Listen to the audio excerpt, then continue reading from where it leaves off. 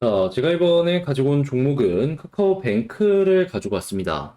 지금 KB은행에서 이 카카오뱅크에 갖고 있는 지분을 일부를 블루킬로 넘기면서 이 하락을 좀 부추겼다. 이렇게 볼 수 있죠. 왜 그런 일을 했는지, 그리고 카카오뱅크 어떻게 평가를 할 수가 있는지 지금부터 하나씩 살펴보도록 하겠습니다.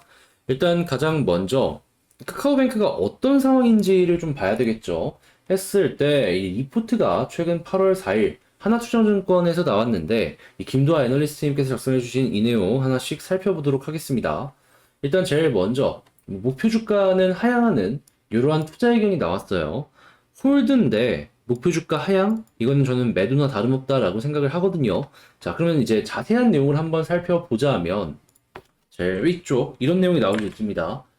기대 실적이 하회가 되었고 경상 비용이 우상향하는 가운데 외형과 플랫폼 취급고 성장은 둔화된다. 중장기 투자 대비 이익의 기대값 하향으로 목표 주가를 36% 하향 조정한다. 그러니까 이 카카오뱅크가 예상했던 만큼 성장하는 모습도 안 보여주고 하다못해 실적 역시도 좋지 못한 모습을 보여주고 있기 때문에 빠진다. 이렇게 볼 수가 있거든요.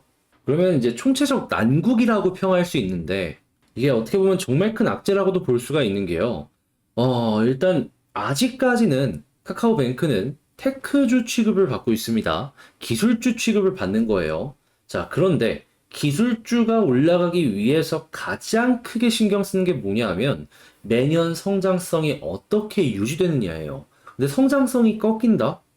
그러면 테크주들 뭐 넷플릭스나 아니면은 해외 뭐 페이스북이나 막 빠지는 거 보시면 아시겠지만 성장 이율이 떨어지는 순간 급락을 합니다. 그게 이번에 카카오에 큰 영향을 주지 않았나 일단 첫 번째로 생각을 해볼 수가 있을 것 같고 일단 여기서 쇼크의 이유를 보면은 한간비와 충당금이 추정치를 상회했고 인건비와 전산비 증가 이런 부분들 얘기하는 걸 봐서는 인건비는 뭐 줄어들기 이제 힘들잖아요. 전산비 역시도 마찬가지고 그러면 이제 이러한 부분은 꾸준하게 이 부담으로 적용을 할 것이기 때문에 이걸 부담으로 적용을 안 시키려면 당장에 좀 빠른 실적 증가가 필요하지 않을까. 경상 CCR은 이 3BP QOQ 상승했다라고 하는 부분들 역시도 이제 체크를 해볼 수가 있겠네요.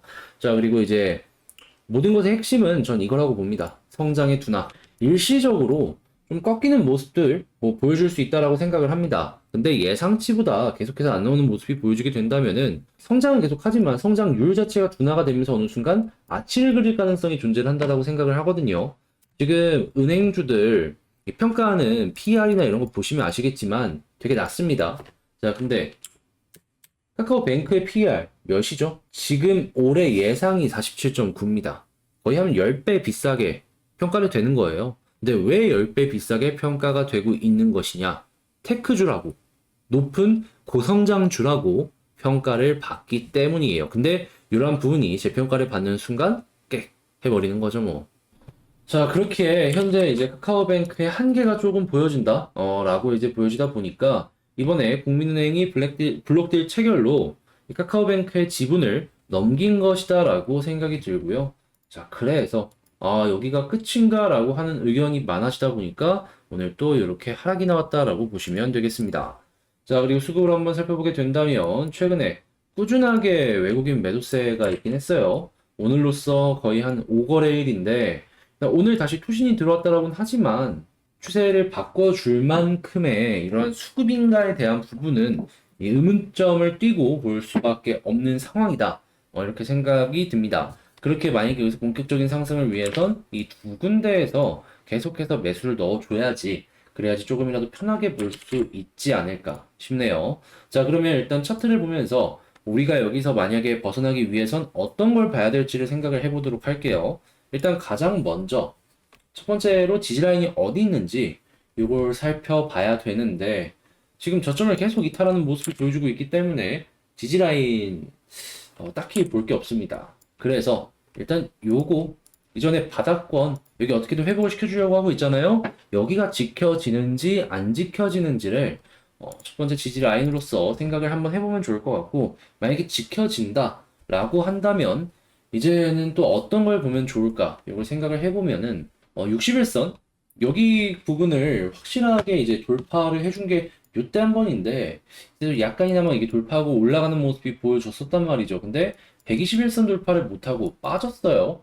자, 그렇다라고 한다면 지금 우리가 여기에서 이평선 요 두 개가 큰 저항 라인이다라고 생각을 하면서 볼 수 있을 것 같은데 일단 제가 조심스럽게 예측을 해보자면 여기서 이제 만약에 바닥을 딛는다 라고 했을 때 61선이 조금 더 아래로 내려오고 돌파를 하잖아요. 그러면 지금 매물대가 많이 쌓여 있는 자리들을 보면은 딱 121선 라인이랑 얼추 비슷할 것 같습니다. 그러면 한 요만큼 이렇게 올라가는 그림 나와주지 않을까 생각을 해볼 수가 있을 것 같네요. 대략 한 37,000원까지?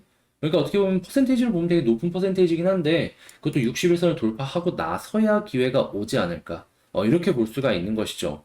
자, 그러면 지금 방금 말씀드린 걸 가지고 단기 부분에 대한 총정리를 해보자면 지지라인, 요 아래쪽 최근에 있는 저점 라인, 여기가 계속 지켜주게 된다면 일단은 조금 더 지켜봐도 될 것 같다. 그리고 나서 여기서 이제 횡보하고 있다면 보고 있다가 갑작스럽게 61선이 좀 더 아래로 내려오고 여기를 돌파해주는 모습이 보여주게 된다면 121선까지 한번 생각을 해보면 된다. 왜냐하면 여기 부근 가운데가 매물대가 빈 공간이기 때문이지. 자, 다시 매물대가 빈 공간이기 때문에 이렇게 한 요만큼을 노려보면 좋다. 이렇게 평가를 할 수가 있겠습니다. 시간이 조금 많이 걸릴 수는 있어요.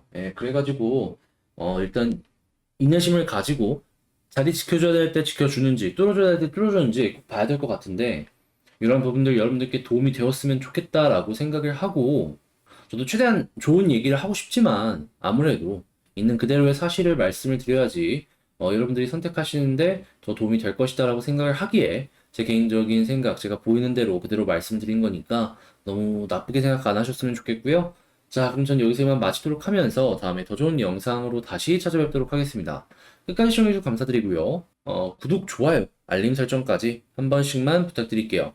이상 주식 정리해드리는 주정남이었습니다. 영상 끝까지 시청해주셔서 감사합니다.